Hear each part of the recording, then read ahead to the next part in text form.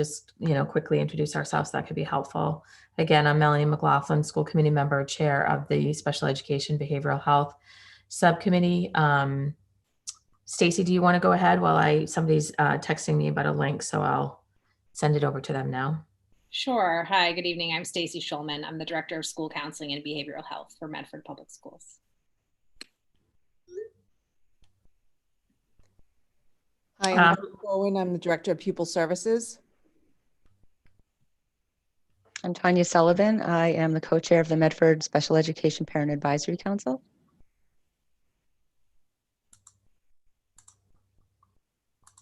I'm Charlotte Heim, occupational therapist and transition specialist at the high school. Maurice Edward Vincent, superintendent of schools. Suzanne Galusi, assistant superintendent of elementary education.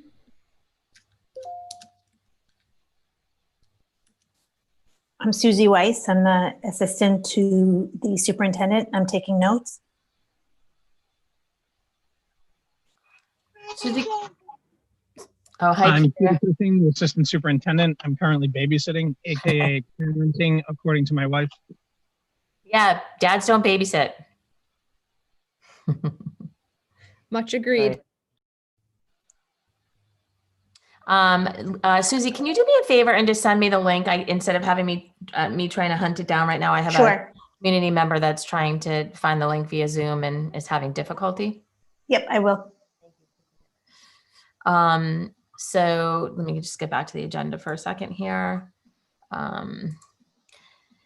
So we were going to talk about identifying research and best practices to inform policy recommendations and addressing the behavioral health subcommittee goal of supporting trauma-informed schools for MPS in the 2020-2021 school year. One of the things that I would really like to see happen, just off the top, and I just did email Susie about this as well, is just finding a uniform way in which we're putting together our subcommittee meeting notes, hopefully on the website, because other members, aside from the people who have access to the Google Drive, the school committee members, need to be able to see these minutes so that we can refer to them in our subsequent meetings, right? So that we can look back, so that everybody has access to looking back on them for the next meeting, so that we can see them. We've also had, I have anyway, I think it was sent to the general school committee. We had some questions about where these recordings were being posted or whether they were being posted for our subcommittee meetings, and also any minutes from both the regular school committee meetings and subcommittee meetings. So definitely would like to see those posted sooner than later. And in the interim, if we can think about how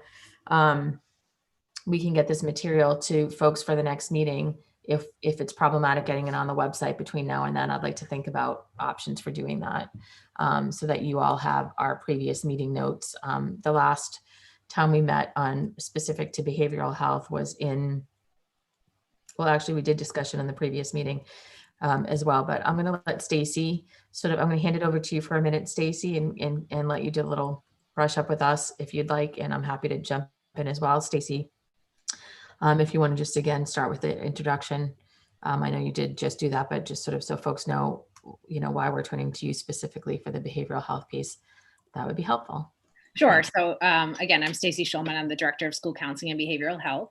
And in meetings previously, we had talked about focusing on trauma specifically for the school year based on the COVID-19 pandemic and what our students were facing, not only to support students and what we were doing in that vein, but also professional development for staff as well in a multifaceted way. Some of the things that we've done so far is that we've trained our counseling staff in a program called CBITS, which is cognitive behavioral therapy, which was actually, just for fun facts, was designed after Katrina for the Louisiana school system. And so cognitive behavioral therapy talks about how our thoughts influence our behavior and how our behavior also subsequently in reverse affects our thoughts. So if our body's feeling tense, we may feel like we're having anxiety. If we're having anxious thoughts, our bodies may feel tense. And so we are starting now to recruit students for groups based on CBITS. We've sent out referral forms to staff and we're forming those We waited a little bit from the beginning of the year because we wanted to make sure students had time to sort of settle in and see if these feelings continued as the school year began, obviously with the typical supports they had. We also trained our faculty in trauma signs and symptoms, as well as an intensive push on mindfulness. So we partnered with AIP, Alliance Inclusion Prevention. They're a nonprofit in Boston, to provide us with some both synchronous live trainings in the spring, as well as some asynchronous trainings. And then we also had some trauma training from Better Lessons. We had our clinical counseling staff become certified child and adolescent anxiety specialists as well. So that's sort of the rundown of what we've done so far for our students and staff. We provided also some parent trainings asynchronously online for mental health for students and children, adolescents, and how to recognize signs and symptoms if your child. Where was that training pushed out? That was at the very beginning of the year in a Google Classroom for parents. Mm-hmm. Certainly, if people are looking for it, they're welcome to email me. I can send it to them. Did you have a lot of attendance for that? I think we had a good amount. Great. And so for folks who also may not recall, in our last meeting, there was some conversation about what exactly does how are we going to be driving policy around these issues? Hi, Heather. Glad to see. Hi, both Heathers. Hi, Heather McKinnon-Glennon and Heather Rumenap. How are you? Glad to see you both here. And hi, Marissa. Folks did some interviews earlier, so if you guys want to interview, Heather, if you want to go first. I mean, not interview. Introduce. Heather, you want to go first? Introduce yourself, Heather McKinnon. I'm Heather Rumenap. I have a sophomore and a senior at the high school. I'm a social worker. I focus in trauma treatment, and I'm just happy to be here. Nice to see you all. Thanks to see. Good to see you, Heather McKinnon. Hey, I'm Heather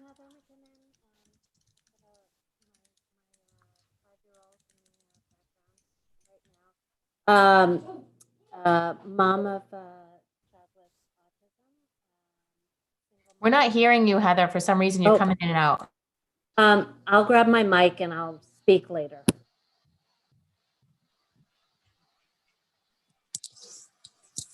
Oh, sorry. Great. Marissa, do you want to say hi? Hi, my name's Marissa Isbell. I have a son that goes to the Roberts. He's in the Connections program. He's on the spectrum. And then I have a daughter at in 8th grade at the McGlynn and a daughter in the 5th grade at the McGlynn.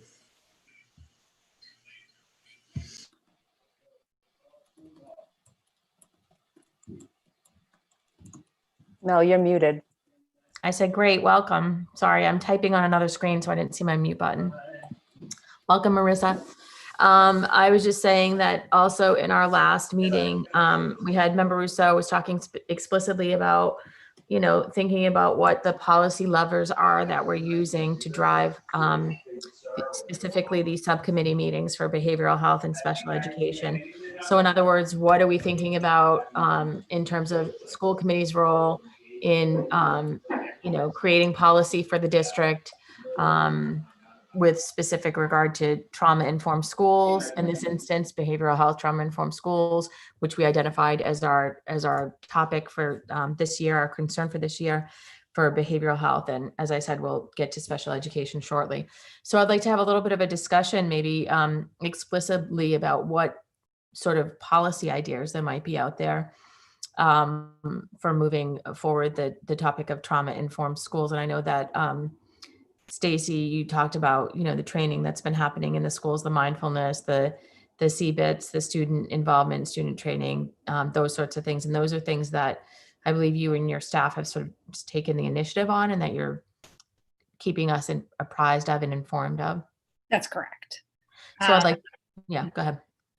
I think in terms of policy, one of the things that had come down from a state level in the last 5 years was there was a mandate for 3 hours every 3 years of mental health awareness as a suicide prevention model.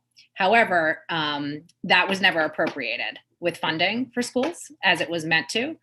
So therefore, there is no formal requirement for us to do so. But that may be something we could consider proposing to the school committee to add into our Medford schools policies to mirror that. So basically, that was an unfunded mandate from DESE? Correct. Was it in response to some political background? I'm not familiar. I don't remember.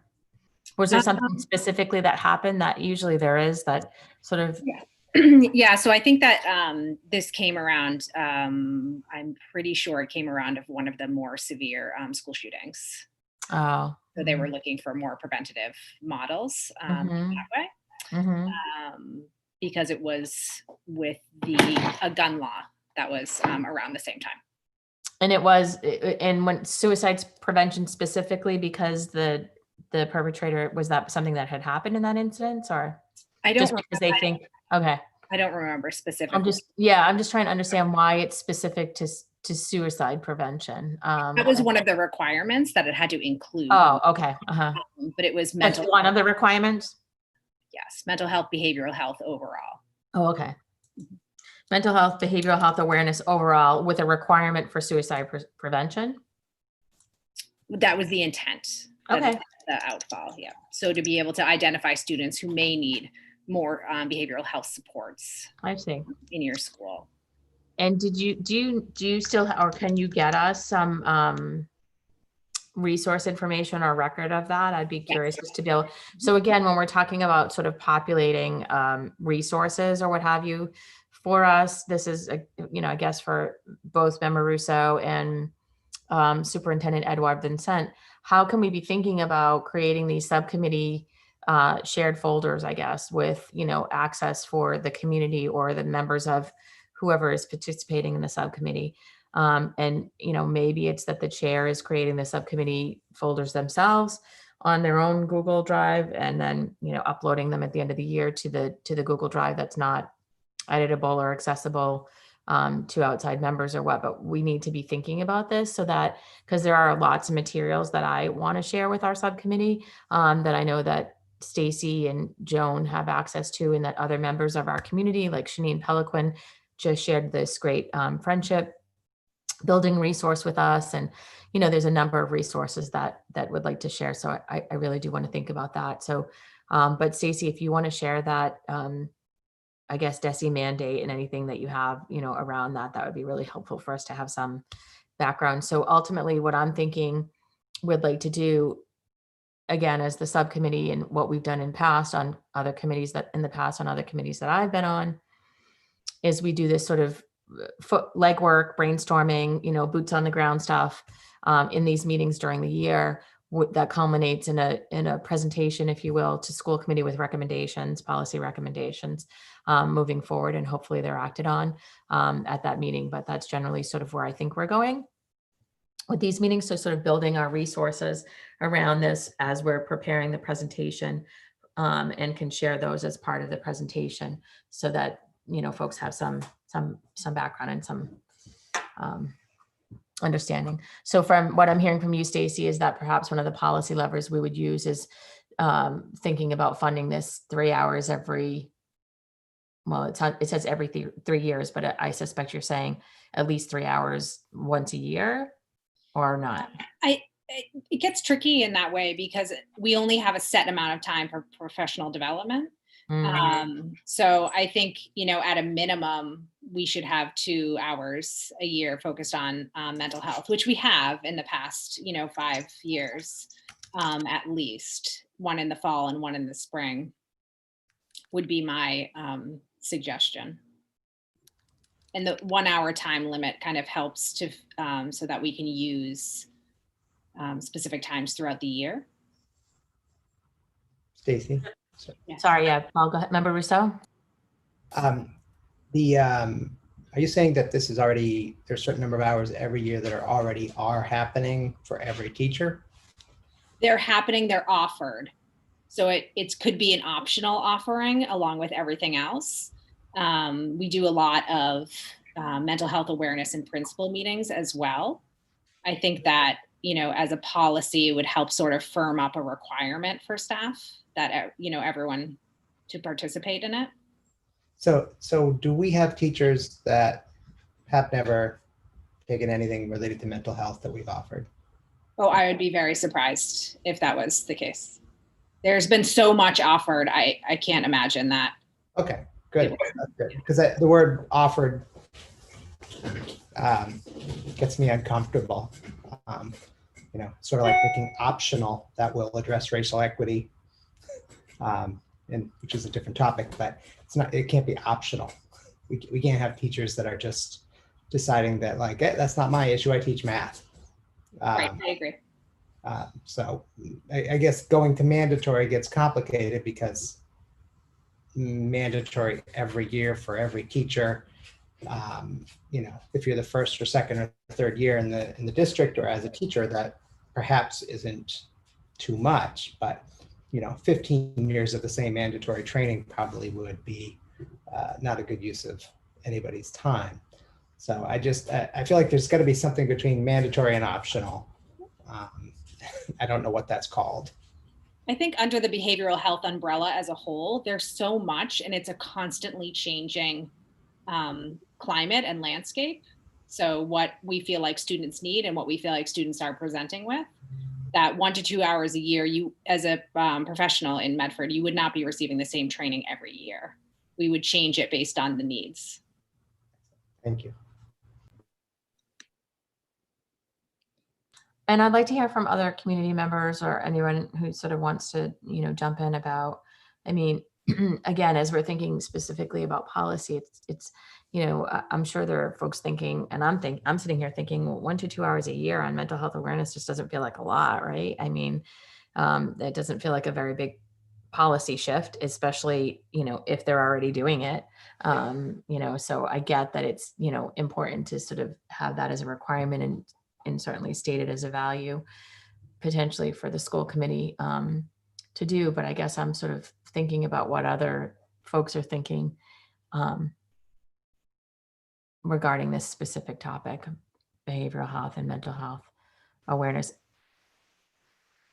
Is there, could there be like some kind of webinar or something that maybe like staff could watch, something not too long, especially right now with COVID going on and how stressed the kids are and how like different the situation is and what they're used to, like just to kind of give them a sense to, or give them a way to recognize, abnormal behavior and just anxiety in the students. And I don't know, I worry about that because I think this period of time has really put a lot of like stress on the kids and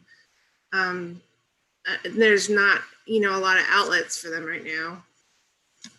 And I wonder, if we're missing things just because we're all so stressed right now.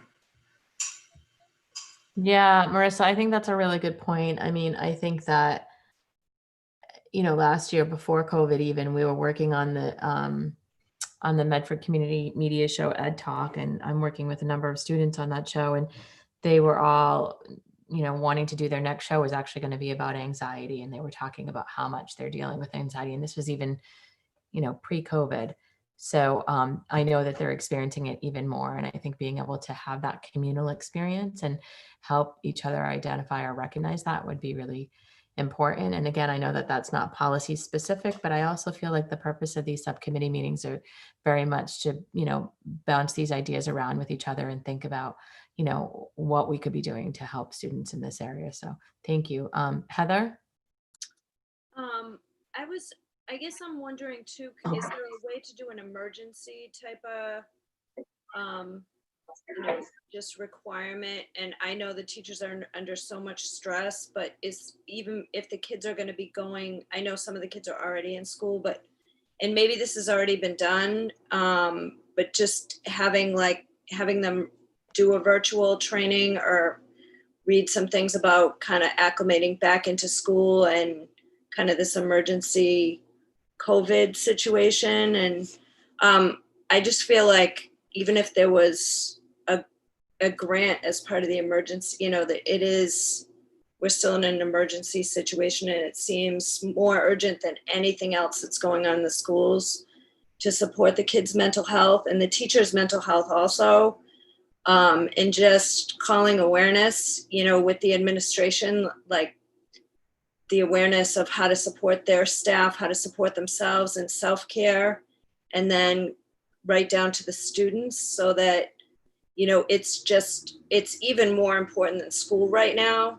Like 3 hours just seems, and at the same time, I understand, I would rather have my kids spending an hour playing outside and they're in high school than an hour doing homework, and just even some training around that like we really have to focus on kids' just mental and physical wellness right now, and teachers and administrators. And I just I don't know how much has been done around that, but also a connection with resources in the community and parents, kids, and teachers can reach out to if they're having any of the struggles.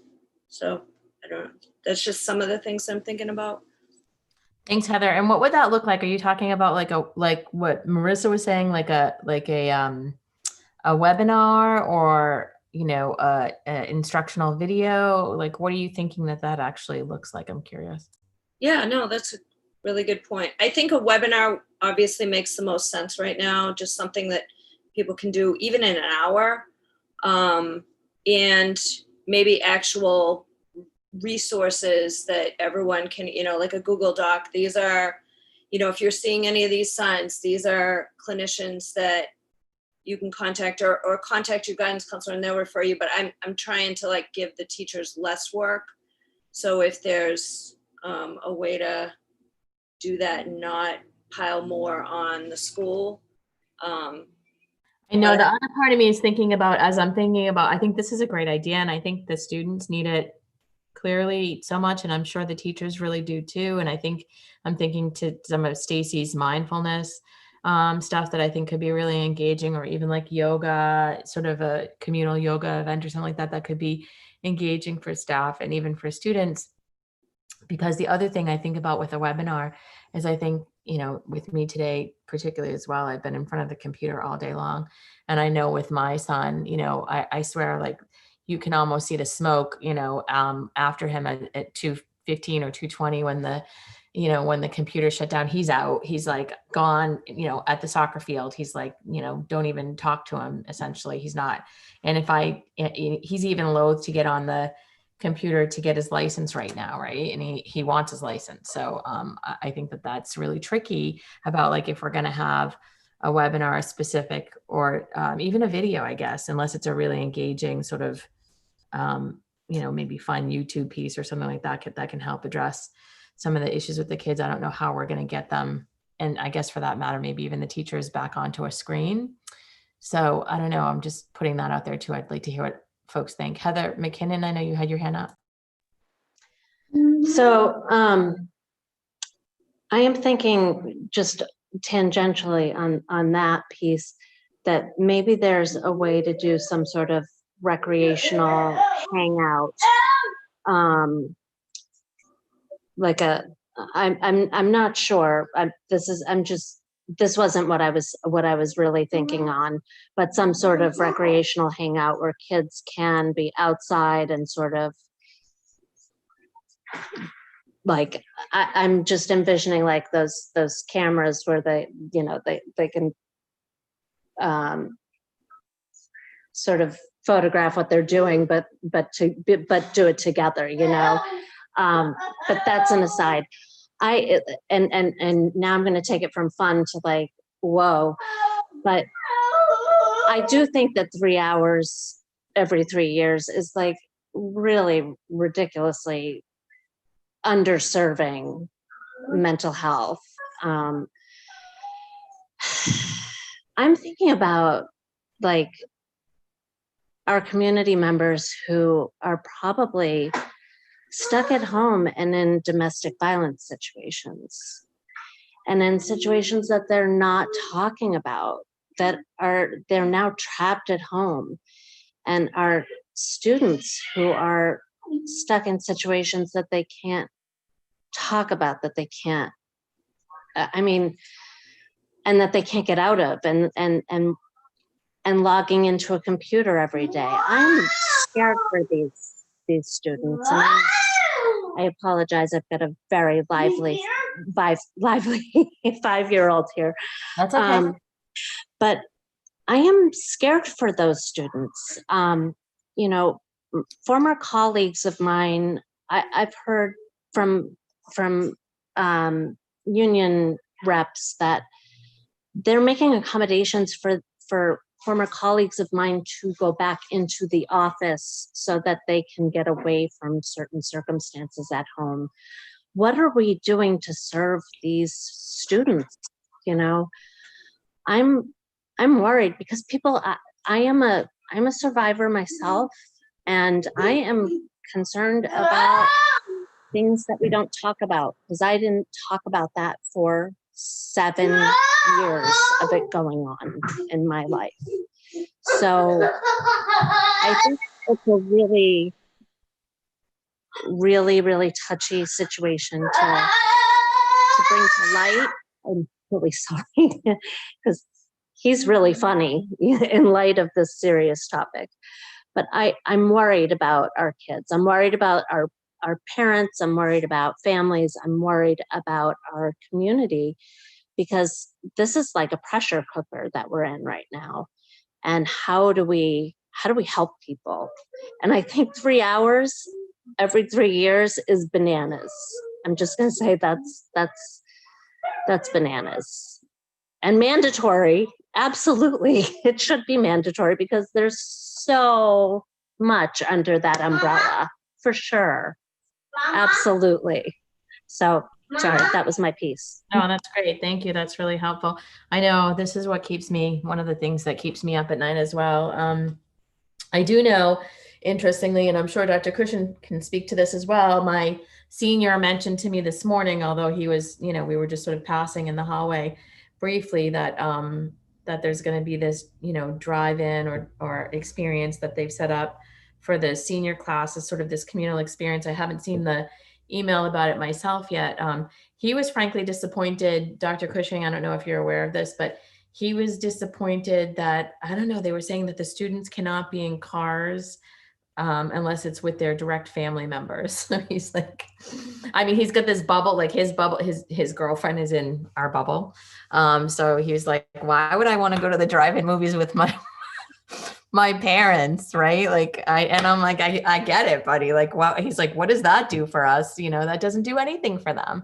And in fact, he's like, he feels like it's more insulting than anything. And I kind of agree, And so the other piece that I think is really, really, really important is that we're not checking in with the kids to see what it is they want and what it is they need and, how they're handling. And that was one of the best experiences that I've had doing the Ed Talk show and Medford Community Media, was getting the opportunity to spend some time with some, juniors, 17, 18-year-olds, 16, 17, 18-year-olds that were not my own children, just sort of in a more general way. And I'll never forget, we were doing a show on vaping, right? And they were talking about, we had several guests on that were talking about, the dangers of vaping or whatever. And I was just so moved by one of the young men there who was a student and talking about when I said, well, what would you want to say to parents or something to that degree? And he said, well, I just want to tell you that if you do find if you don't think that your child is vaping, you're wrong, right? Because most of them are.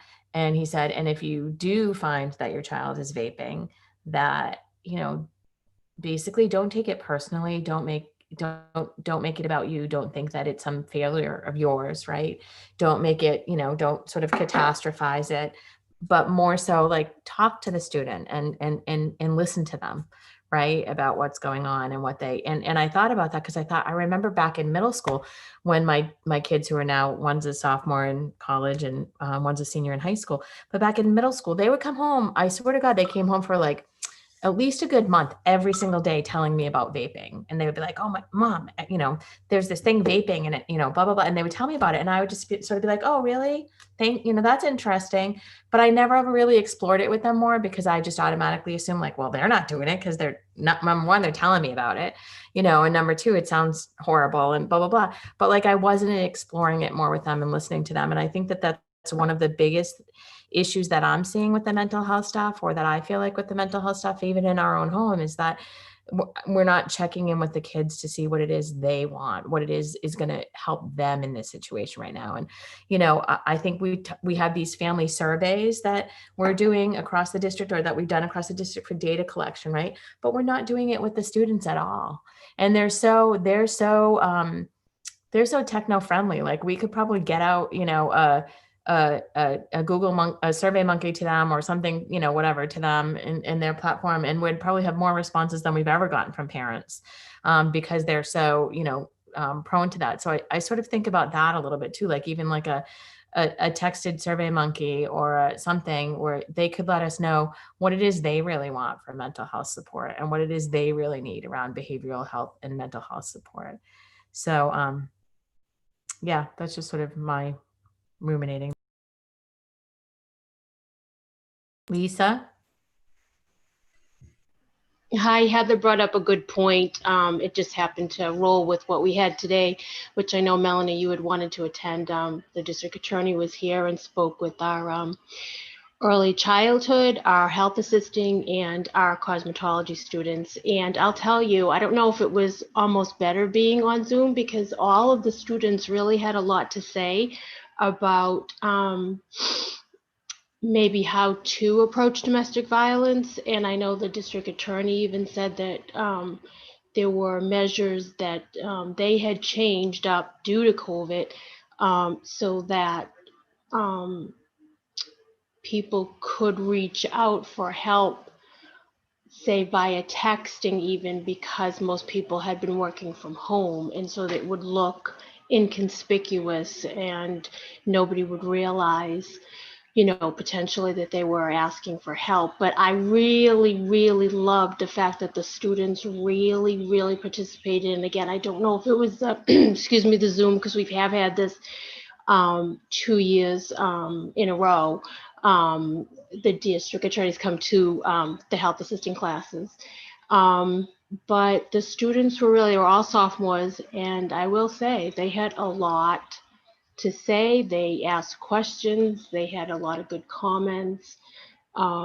So again, although it was Zoom, I found it really a great learning process for all of us. So it was really, to me, they are thinking about this stuff and they do have questions. And I was glad that they didn't hesitate to ask. Respond was on the call as well, and Portal to Hope. So they also made brief presentations, and the kids had questions for them too. So it went, I thought, very well. But I just wanted to share that with the committee since Heather had brought it up. Thank you. Do you know if that was recorded? I know I wanted to go. I wasn't able to go today. And no, it was considered like a class, so we really couldn't record it. And was that pushed out? Was that wants to do it by Zoom, I guess. So we were like the test patient, and I think they were very pleased on all sides. I mean, Dr. Cushing was on the call as well, so I'm sure that he thought it was wonderful because the students really participated. So it was really like a class. It wasn't a community activity. It was during class time. Yes, it was their class time. Yeah. Well, so that's the other consideration really, as we're thinking about this, right? When we're talking about what the students want or whatever else. And again, maybe bringing it back to the policy piece too, is that, if these were occurring, or if something like this, the webinar, whether it be that idea or the video observation, video, or even like the assemblies that we normally have in regular people time, right? That maybe it's something that can be happening. I'm focused on the students particularly right now, but maybe it's something that could be happening during the school day, where there's something similar to what Lisa was talking about with the, district attorneys training specific around domestic violence, but, a specific mental health event Stacy, behavioral health, mental health event that takes place similar to what one would think of like that normally would happen in, an all school auditorium, but that in this format would be, during school, maybe in a Zoom session or something similar. Yeah, thank you for bringing that up. So just for the students' perspective, two things I wanted to mention. One was today during the high school advisory, we had students fill out a survey about homework and homework stress. And the reason why we did it during advisory is because students receive so many emails that they're reporting to us, like things are falling through the cracks. So they're so tech savvy and they're really, wanting to share this information, but we wanted them to have that dedicated time and also to have a staff member available if they were like, I don't know exactly how to answer this question, to help work with them. So we got a huge number of responses, of course, from that, and we'll be analyzing that data. We surveyed the faculty as well to say how are students reporting specifically stress from homework related. We also provided students with faculty with a flow sheet for identifying students who may need counseling support and a referral form to send to counselors. We created a 60-page community resource book that also went out to help. So hopefully we'll be figuring out a way to put that online too. And then in terms of an assembly mental health format, we have the NAN project, which is a subsidiary of Elliott Community Health. And they're going to be coming in and doing a 3-part series on mental health. And they're going to be working with grade by grade. So we have had NAN project in previously. They're a mental health awareness agency that is provided free of cost to Medford. We love them. And they have peer mentors come in and speak about their mental health experience. But the most important part about it to me is that they talk about recovery. So 95% of people who have challenges with mental illness do recover over time with good supports. So they really talk about the struggles they had, who they reached out, what was helpful, and where they are now in their life. So they're going to be doing a 3-part series in small groups with students. We're starting with the senior class because I felt like that was a good place to start. And we'll be working all the grades from 12 down to 6 throughout this year in these small segments with the NAN project. And that's all related to mental health, and faculty are obviously able to join as well. And I think it's really helpful for them, faculty, to hear about those who have struggled, in their high school, college days with mental health challenges, and what that looked like for them at the time, what felt helpful, what was helpful, and some things that weren't helpful either. They talk about too for approaching people. So those are some of the things that we have going on that I felt will be helpful based on the comments folks are making. Yeah, that is helpful. And are you spelling it MANN project? NAN. NAN, NAN project. Okay. Yeah. So I believe the founder's sister's name was Nancy, and they called her Nan, and she died by suicide. So they created this foundation in her name. Okay. So if we want to look up information about that, we can just Google the NAN project. Is that right? Yes. And that's starting, you said it's a 3-part series in small groups with students starting with the senior class? That's correct. Is that all students in the senior class? That's correct. Yes. During that advisory window. Uh-huh. And they're going to be working with them during that time and also staying on after. So if students feel like they have more questions or concerns after the information presentation giving, the NAN project will remain on for follow-up care and also refer to counselors if needed. That's great. And can you share, Stacy, with us, can you share with us the data from the stress from homework? I don't have it yet. So we just— No, I know. When you do. Yeah, when you do have it. Yeah. Certainly. Yes. That'd be great. That would be very helpful. So we've got we're at 5:45 marker for the behavioral health, but I just want to sort of wrap it up for a moment. I was taking some notes during this time. So some of the things that we've talked about clearly are, some training whether it's webinar based or other video based, but also some survey around what students want. Some of that has been happening, as we can hear from Stacy. And again, many of these things happen, as you can see, on the subcommittee independent of school committee, right? It's not like school committee has to create a policy for these things to happen. They happen. And it's really great to be informed of them and to sort of be aware of them, both as school committee members, but as community members, which is another reason that I really feel like we do have this subcommittee. And, we can continue to be thinking about what policy aspects as we continue this conversation will drive the presentation, which I think we'll schedule probably for May. I know that's our budget heavy time as well, but we can talk more about that, how we want to do this presentation and how we're scheduling our recommendations for policy. So I'm going to ask everybody to sort of maybe take a deep breath for a moment, just, close your eyes, we're going to switch our mindset here because we have this sort of dueling actually agenda of these two topics, behavioral health and special education. And as again, we've said before, behavioral health, we're really focusing on trauma-informed schools and looking at what our community is going through currently and how we can support our students, teachers, and staff. And then for the special education component, we have identified the need for building community and school-based friendships. And part of the reason that was identified, the genesis sort of this committee was the special education subcommittee was created last year. I think it was a full year last year, or maybe it was a year and a half. Yeah, I think it was a year and a half. So not with Erin DiBenedetto from the school committee created the special education subcommittee as a result of recommendations from the Medford CPAC, Special Education Parent Advisory Council, around issues and concerns that they had and wanting to be able to have some, closer connection with school committee to address those issues and concerns. CPAC put out a survey last year, as they do generally every year, for a report that they also do to the school committee or present to the school committee at the end of the year with recommendations. One of the recommendations previously was that this subcommittee be started. So thank you to Medford CPAC for that.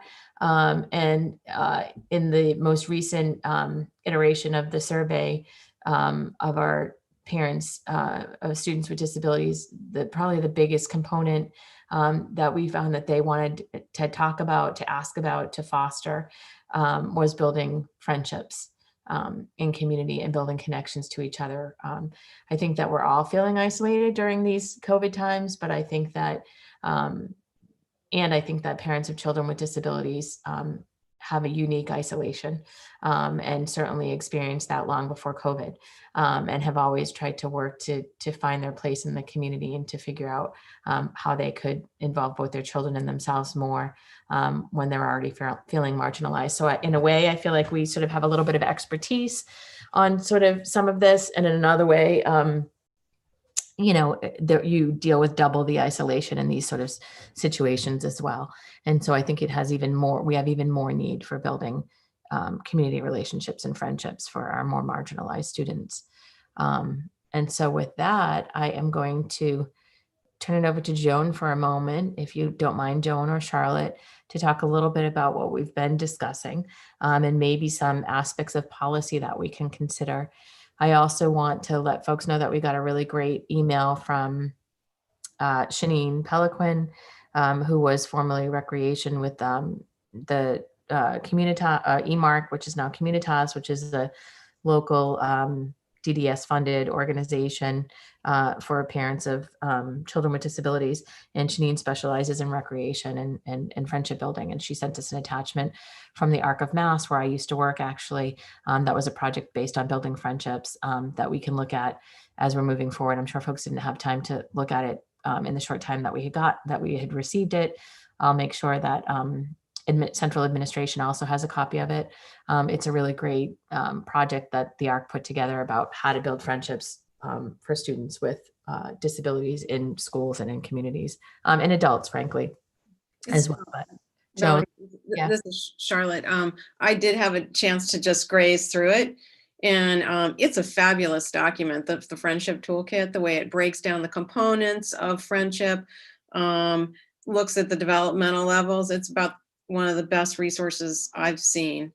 So I think it'd be a great guide for professional development of some sort, or just as a document for staff to read, and also for paraprofessionals to read too, because often they are the folks that are right close to the student. One thing that stood out for me in that document was reducing adult proximity, because often we are all helping people and there's too many adults close by, so we need to fade back. So anyway, thank you for sharing that. Yeah, no, 100%. And it was, done by both folks out on the South Shore, but also Dr. Zach Rossetti at Boston University. And, I've done a lot of presentations with Zach, and he's a great presenter, and he's also a sibling. Actually, his brother passed away this past year, but, he was an adult. His brother was an adult, and they had a long sibling relationship, and it has driven a lot of Zach's study and research around, disability and friendships and awareness. So I know that Zach would certainly be able and willing and interested in presenting for PD as well. He's a great presenter, so that could be something that we could be thinking of. And I couldn't agree more with the paraprofessional piece of it, especially as the children get to the middle school level and even at the 5th grade level. Even I remember with my typically developing daughter having we hosted the Girl Scout dance. We did an 80s dance back in the day. And, it had been a lot of fun. And just, probably months earlier, she would have been happy to dance with me on the dance floor with all of her friends that night. I learned a hard lesson as I was dressed as Madonna, trying to dance with them, that I was not welcome in that situation. And, a lot of times with our students with, disabilities and explicitly in our students with intellectual and developmental disabilities, they aren't always able to tell us that, right? So my 5th grade typical daughter didn't actually tell me either. They just sort of all gave me the cold shoulder and walked away. But my, child with the intellectual and developmental disability might not even be able to say that, or, just even recently she was telling me that my voice was annoying and to stop talking, right? So she was able to say it in sort of in those instances. But I think that you're right. The adult, when no 5th grader, middle schooler, high schooler wants the adults around at this stage, right? So when kids are trying to develop friendships, and it's tricky because for our kids too, sometimes we have to facilitate the conversation, right? Like especially the reciprocal conversation, right? So, if somebody's asking you a question and you're just sort of sitting there not responding or trying to process or whatever, it's the prompting to say, you can ask that, and thinking about how to fade that back. So I think that that's a really tricky piece, but I did like the book as well. Tanya, you were talking about some things that you really liked about the book. If you want to share a little bit. Yeah, I actually, thanks, Mel. I actually did have a chance to read through it, which was, and I was as impressed as Charlotte was on the whole thing. The one thing that I thought was really kind of neat was they talked about building friendships. It can't just be, you can't stop at inclusion. So once the child is included, that a lot of people think that's where it stops, that's inclusion, but that's not where it stops. Then you have to do the, friendship building and things like that. And I just thought that was really, it was really great, because if you're just doing the inclusion, it kind of ends up being more of a mascotting situation. And we definitely don't want that. We want real, friendships for our kids. But I also thought, and Charlotte, I don't know if you saw this, there was a quote from a student with autism, and it was really, I'll have you guys will all see it when you look over the document, but it basically talked about the adults being like a hidden tiger. So in other words, adults can be present with the kids with disabilities, but they need to step back, but they need to also, from that stepped back position, facilitate. And support, provide the supports that are necessary in order for that friendship to happen without looking like they're facilitating anything. It was really And struck a chord with me. I could just add to that. That takes a great deal of training and confidence in a professional or a paraprofessional, because sometimes you do look like you're not doing anything, but that's the appropriate level of support at that moment. And when the less the training, the more the helpfulness. It's like the para that's got really great art skills, that's in art class with the student that winds up doing it for, as opposed to allowing for some risk. Right. And we have stories that I think that's in a book that I've seen too. There was stories where the parent, sent a note back in to thank the para for the drawing. Right. Because it was very clear that the child hadn't done the drawing. It was, a really well done. And it was nice. I mean, they would sort of, this joking around with it, but it's true. It's sort of the wanting that line between the helpfulness, but also I think, Tanya, as you were saying, mentioning the authentic friendships too. It's like one of those things where, we've had a number of friendships in school, and, they've been really great friends and, really felt genuine in terms of the friendship. But then the reality was, were we really getting phone calls to come over to that house for a play date, or were we really getting the invitations to the birthday party, and if you're not, like, just in the adult relationships that we've had, or frankly, even in the school, the younger relationships we've had in our own life, if the relationship is one way, then is it really an authentic friendship? And right. you really want to expound upon the Common Ground program too that Carla has, because that program, so I'll give you an example. They were Common Ground. My son was on a call with Common Ground this week, and they were doing team building games. They probably didn't realize that's what they were, but that's what they were. And it was really very cool. And they were speaking to the kids just as peers. It wasn't in a mascotting way. It wasn't in a, oh, you're, a little child, when you're not. It was just in a very real peer-to-peer manner. And it was just really, it was really neat. And they do actually, they do come to the birthday parties. So a lot of the kids in the Common Ground have attended birthday parties. The kids have gone to, basketball games together back when life was normal. I'm not sure what that would look like now, but that program to me is a microcosm of what we need to make a macro of. Really. Yeah, and that's exactly, I'm missing Carla in this conversation right now, but that's exactly some of the things that Carla has been talking about in these previous meetings. And so again, getting to the policy piece of it, it is what does that actually translate into in terms of, school committee driving some policy around that. So it's that, we are, supporting and,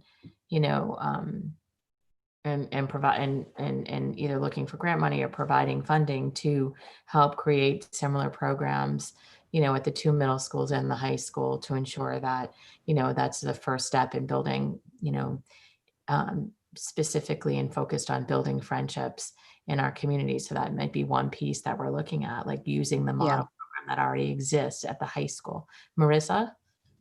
So my son has a new ABA company, kind of new, they're about 3 months, and his behavioral therapist, we were just chatting this week, and she's younger. She's recently graduated from college, but she was telling me that when she was in high school, she was the president of her school's Best Buddies chapter. And that actually kind of got her interested in, ABA therapy and being a therapist. But we just chatted briefly, but I think she could be a real valuable resource, especially to, as far as like building friendships, with between, kids with disabilities and, typical kids. And then also like, how would you run a program, the things that they did, could we do that here too? Yeah, that'd be great. Would you invite her to the next subcommittee meeting? Sure, I can.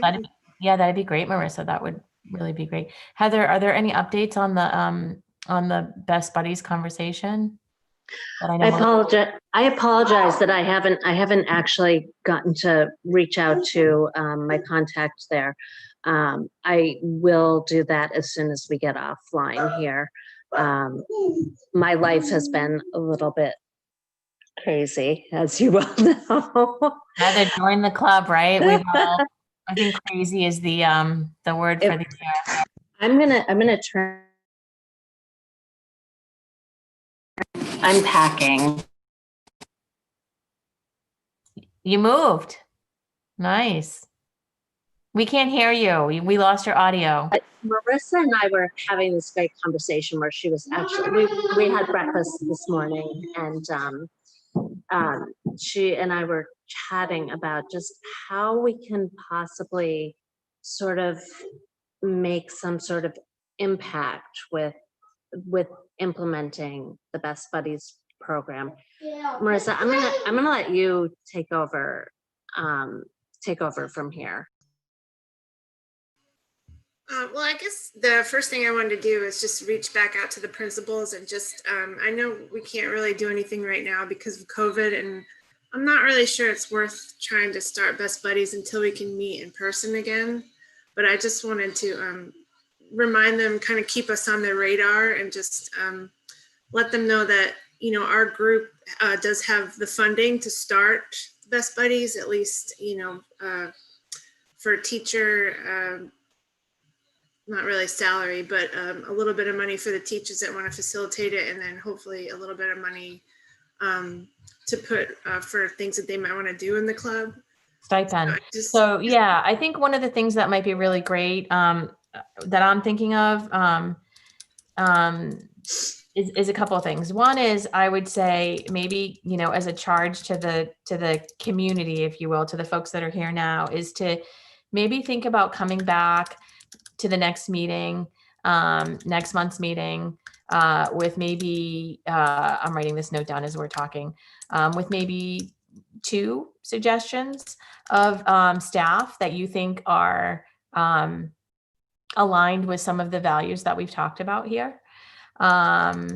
So teaching staff or other that are aligned with some of the values we talked about here, just in terms of, you know, as we're thinking about whether we want to think about whether there are teachers that are, you know, folks that are interested in the stipend piece, or just in general. I think it would be really good at every school to identify just a couple of staff or, you know, people that are at the school that we know are aligned with what we're discussing here, right? That are interested in building friendships and community building with students with disabilities. And so that we can sort of start, you know, generating a little bit of a list. And we did talk last time about generating a list of students, volunteers, who would be willing to, you know, work on what we were calling sort of a friendship project.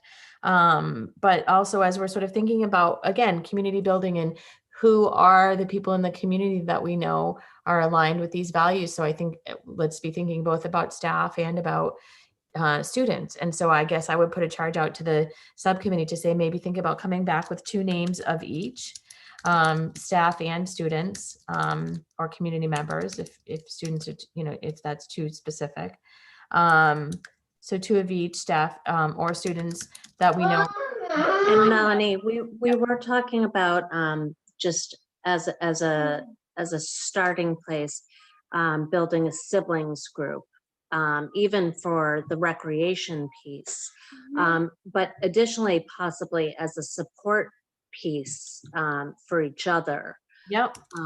So and that's that something that Kevin talked about from recreation last time as well, because they really need volunteers for these adaptive programs. Yeah. And we did talk about like doing that, but we didn't actually assign, if you will, sort of, you know, us each coming back with sort of name. So I think that's another piece, is that we could come back with, if we know any siblings, names of siblings, right? And I'm happy to take these if you want to email them to me. And I can put together, you know, an Excel spreadsheet with 1 of each or whatever, but siblings, students, and staff, and community members, I guess I would expand that, and community members that, you know, through some conversations that you've had or through some work that you've done or anything else, that value, you know, this topic and these issues, and that we could start building sort of a community base around, as we're thinking about what policy pieces we want to request for implementation. And then I just want to sort of put out there for some low hanging fruit, if you will, things that we've been bouncing around via email. So, the little bit of more of the adaptive pieces around building these community friendship and school-based friendships. I also wanted to say that I think we should ask, and, this is something for the superintendent, but certainly also something for Miss Andre, or CCSR or whoever, but I think it would be also really valuable, especially for the folks that are looking at Best Buddies, Marissa and Heather, and that are willing to, commit some funds or do some fundraising to potentially observe the Common Ground program or the CCSR experience piece of it. So I don't know whether you guys want me to reach out, or Joan or Maurice, if you would reach out to either Carla or Mr. Skorker or both, and see if that's a possibility. But I think it would be really great for them to see sort of what that looks like as we're thinking about, do we want to bring in an outside organization or pilot something that's already existing at this level. So Melanie, yeah. I can reach out to both of them this week or tomorrow. Tomorrow's Friday, but I'm supposed to meet with Mr. Skorker anyway regarding a project for one of his CCSR students. So we can have a conversation regarding that, and that might be the direction that this particular student wants to take with their direction, with their project too. So I will touch base with both of them in the next few days. Thank you. And Mr. Skorker did mention that student to me as well, and had asked if he was or she is welcome to attend these subcommittee meetings. And obviously these are public meetings. So, of course, so please let him know that as well, that the student should have links to these so that that student could be coming. It would be really great to have a regular attendee from that Can I perspective. say, Mel, I just wanted to say, sorry, I think that's a great idea because I know that that particular student is looking for a specific direction to take this project. So this might be a win-win. Good I stuff, agree. Tanya. Yep. Charlotte, did you have something you wanted to add? I just wanted to add, I have a disability rights leader coming in to speak to the Common Ground group in early December. We're waiting for the letter days to be published to settle on the day, but Epic Service Warriors is a fabulous organization in Boston. They're an outgrowth from Triangle Inc., which is in Malden, and one of our primary transition services provider for young adults. And so Jeff LaFata is going to come in and speak about civil rights, the history of civil rights for individuals with disabilities. So we have that lined up, and I'll let you know when we have. Charlotte, when is that? We're working on a date. Jeff has agreed to come sometime in early December, and we're just working on the schedule because it's the ABCD days. And Yeah. And who is he coming in to do that with? the Common Ground group. Oh, good. That's great. Yeah. So I do that presentation as well. I mean, I'm sure they're varied, but I'll be doing that with the disability awareness group that Susanna Campbell is doing, the professional development. So I'm really interested in seeing sort of, his and what he has. And that is a component of so please let me know when they're doing that. And that is a component of the disability awareness program that Susanna Campbell is also doing with the district around professional development. And she brings in family members like myself and self-advocates and siblings and all these other folks to talk about this. But I do a specific human rights and disability awareness and civil rights. The history of it's super compelling and really powerful, and also can really eye-opening as it's our recent history. It's our lived history. For us. So it's just a really good one. I'm glad to hear that they're doing that. That's great. So yeah, please let us know. And then tell us about Epic Service Warriors just a little bit, because Tanya was just telling me about that at breakfast or wherever we were, Tanya. Yeah, I'm actually going to have Jojo. There's a wait list to join. They have to go through a specific application period. But Jojo has been invited to attend their Fun Friday Zoom calls and their youth support calls on Wednesdays. So we'll see how that goes. I can give a little more background on that too. I consider it a life-changing program. And you have to apply. You don't necessarily get in. I've had students that have been so confident after just the application and the interview process that they feel good enough to go out and get a job. So it is a year-long competitive organization. They do service projects all around Boston. It's kind of a heart-stopping risk to send your kid out into the world. There's an element of travel training that goes along with it. They do interviews with business leaders. They go to the State House and learn about civil rights. It's they have students that participate and graduate from the program. I think you have to do at least 100 hours within their program of volunteer work in order to graduate and become an official service warrior. And students have made lifelong friends, and they also continue to go back as alumni. So we have students that were in that program maybe 8 years ago that still go back and do volunteer work with them and participate. So is this for students with and without disabilities, or? It is specifically for students with disabilities, but the bar is high, and there's a commitment. And what's the age requirement? I think it's 16 through young adult. So it's a nice bridge program too, particularly for our older high school students, because then sometimes they bridge into that, they stay in that because it's their year between the beginning of the end of their senior year and into life after high school, or into our project transition program. Yeah. And, to that point, I think it's really important when you're talking about, friendships, community, when we're talking about friendships in the community, I think for so long, I was really, sort of pushing friendships for my own daughter with non-disabled children. Right. And I was never really thinking about fostering friendships for her with disabled children. And I just hadn't, I was working so hard in inclusion that I wasn't thinking about that. Yet I was benefiting from my friendships with people in the disability community and parents of people with a disability community, and wasn't sort of giving her that opportunity. And so I learned a really important lesson there. And so it's really about building friendships between and with students with and without disabilities, for all of the obvious reasons. So, when we're talking about a best buddies, obviously, or a common ground or whatever, that it's not, it's not one way or the other, it's all together. And that we're building those friendships across those sort of identifiers, if you will. So this group is doing service for schools in the Boston area. So they're out in the community serving the general community.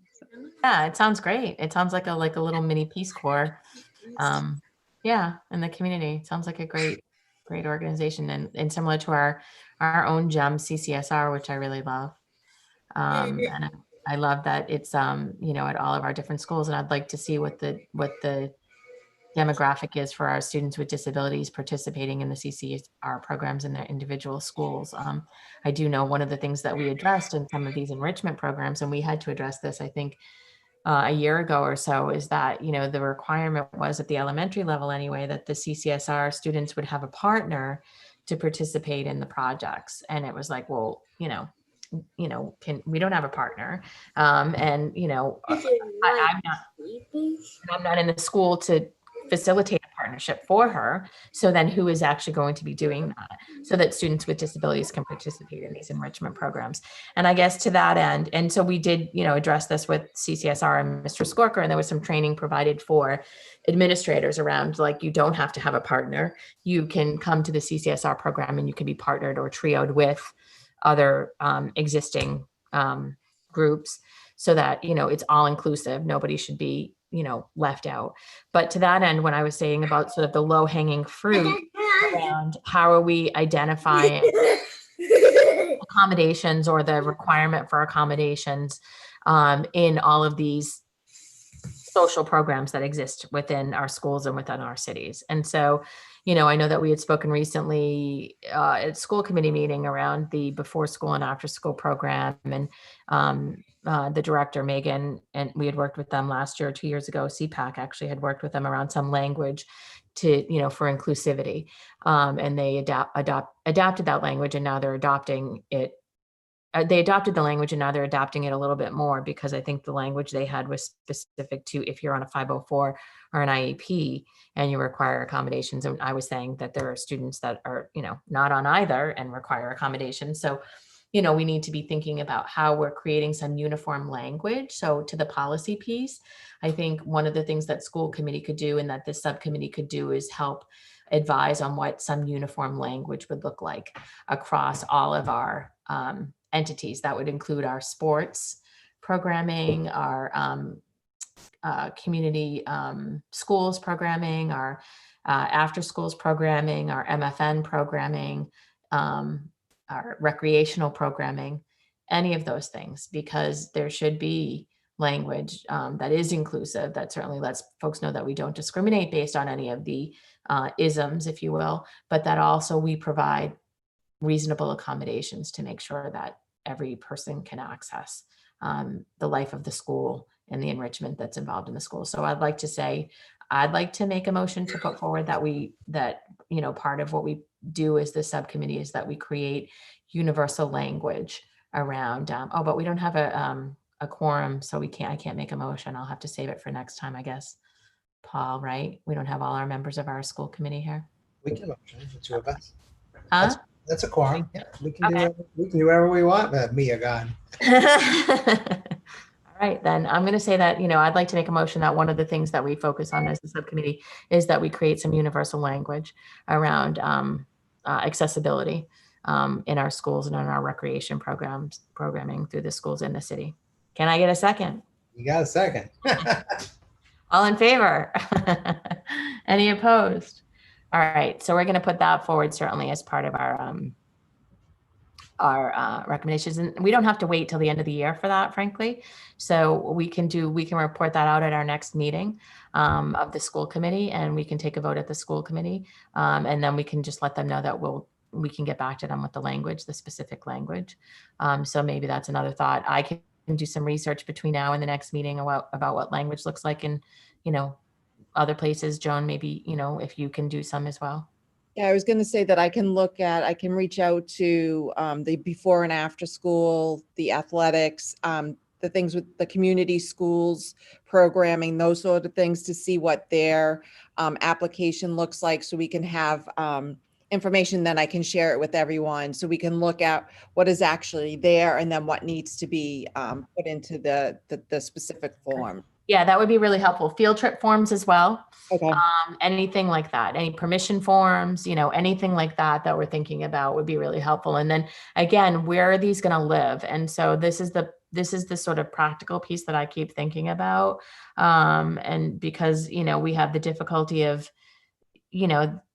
accessibility on the Google Drive for, school employees versus the general public, and, how we work around that. So I guess, I'm going to defer to the superintendent on that. Maybe I don't want to put you on the spot, superintendent, but maybe we could be thinking about sort of a universal, if you will, design for our Google Drive as well, so that there is some accessibility around, having our community members and our committee volunteers and other folks be able to access some of these documents. So how would you like to address that, superintendent?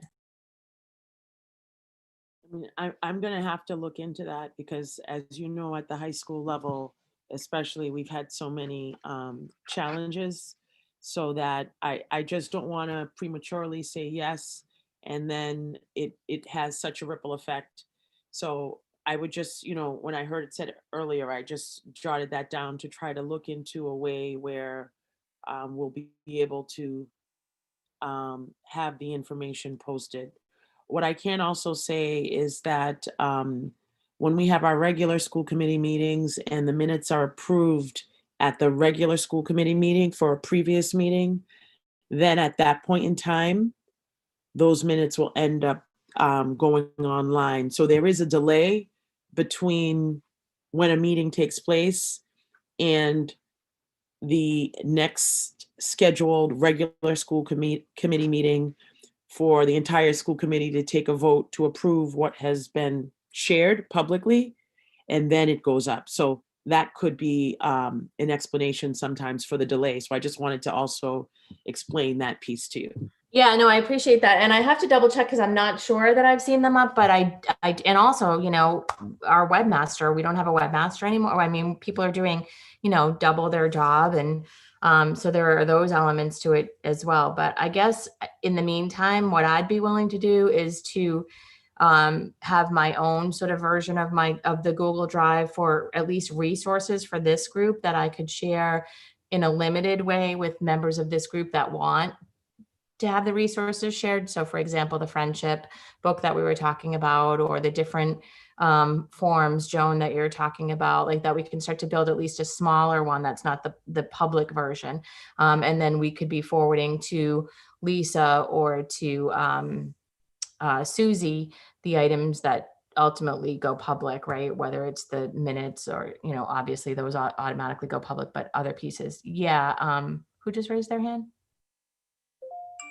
Someone just raised their hand. Was it Heather? I think Heather, and then she dropped. No? All right, sorry. So I'm happy to do that. And oh yeah, Charlotte was raising her hand saying she had to leave early. So that's why she just texted me as well. But so if there's nothing else, you know, we have our next meeting at, let me just see, our next meeting is December 17th. So I want to wish everyone a happy Thanksgiving if you celebrate, and celebrate safely. And we're going to come back to the table, if you recall, with hopefully 2 staff members and 2 students and any siblings that you can certainly email me in advance if you want, but we'll start to build. I'm actually happy to share. I can share a shared screen Google Doc that I can give you all access to as well to join and add some names to those contexts that we're all going to hopefully bring back to the table. And I would also encourage you to invite some of those folks that you know are interested to come to the meeting. So for example, Marissa, the Best Buddies person that you are aware of, and